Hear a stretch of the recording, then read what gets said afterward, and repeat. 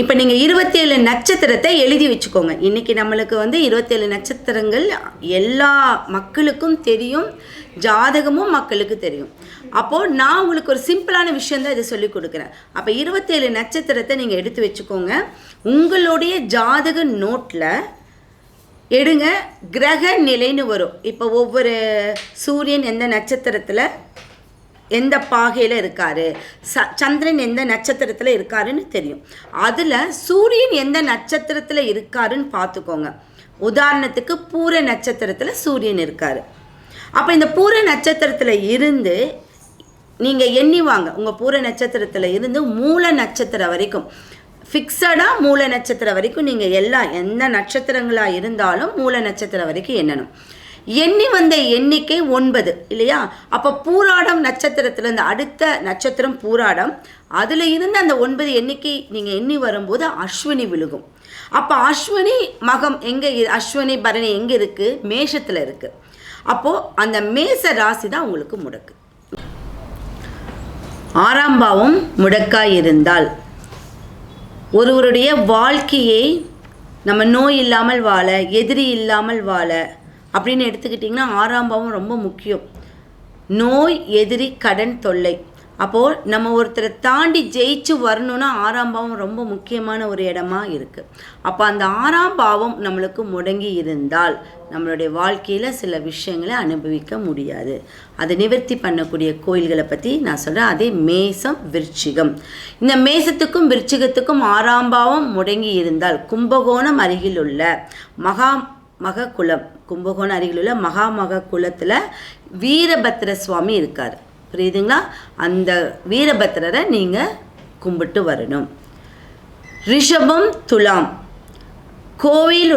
கோவை மாவட்டத்தில் உள்ள லக்ஷ்மி நரசிம்மர் கோயிலுக்கு போகணும். மேசத்துக்கு மகாமககுளத்துக்கு போகணும், அங்கே இருக்கக்கூடிய வீரபத்திரர். ரிஷபம், துலாத்துக்கு கோவை மாவட்டத்தில் உள்ள லக்ஷ்மி நரசிம்மர். மிதுனம், கன்னி.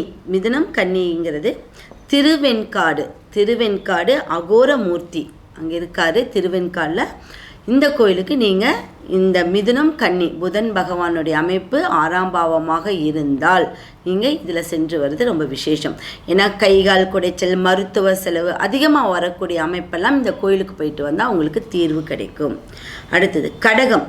கடகத்துக்கு 6ஆம் பாவத்துக்கு ராமேஸ்வரத்தில் உள்ள ராமநாத சுவாமி கோயிலுக்கு நீங்கள் போயிட்டு வரலாம். 2 இடத்துக்கும் மொத்தப்படி பார்த்தீங்கன்னா 12 பாவத்துக்கும் நிறைய கோயில்கள், திரும்ப 2-3 கோயில்கள் ஒரே 4ஆம் பாவத்துக்கே வரக்கூடிய அமைப்பே பார்த்தீங்கன்னா நீர்நிலை சம்பந்தப்பட்ட கோயில்கள் வரக்கு வாய்ப்பு அதிகம் உண்டு. அடுத்தது சிம்மம். சிம்மத்துக்கு உலகாம்பேஸ்வரி ஒட்டப்பிடாரம் உலகாம்பேஸ்வரர் கோயில்னு ஒன்று இருக்குது. சரிங்களா? நீங்கள் நெட்டில் சர்ச் பண்ணிங்கன்னா இந்த கோயிலெலாம் உங்களுக்கு எங்கே இருக்குங்கிற ஒரு லொக்கேஷன் கொடுத்துரும். அடுத்தது தனுசு, மீனம்.